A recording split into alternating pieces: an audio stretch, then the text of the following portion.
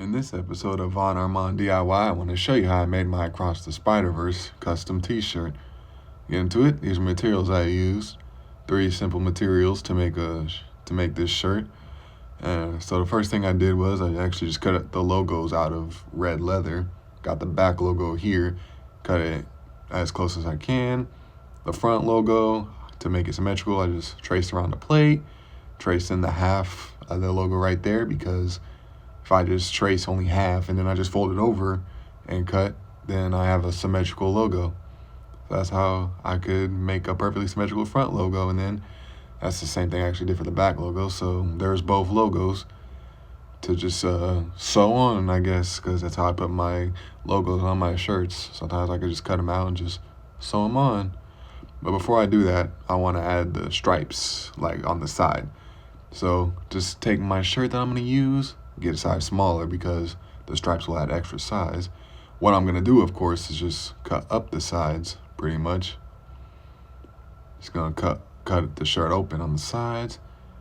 And then, I'm just going to sew some red strips in between from the end of the sleeve all the way down. You use any red you want. I'm just going to use this red, like bright red textured fabric here. And what I'm going to do is I'm just going to line it up in between the shirt sides that I cut open.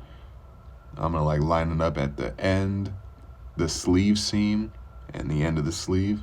So you got 3 points right there, right there, right there.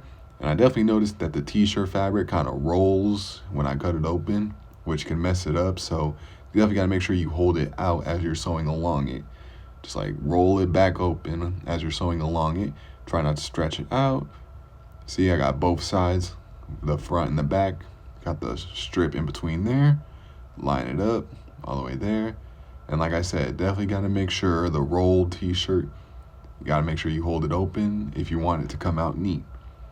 Otherwise, it's just a waste of time.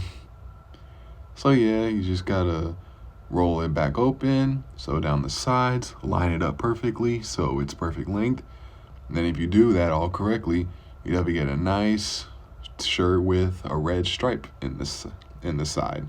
If you want it to be exactly like Miles Morales's.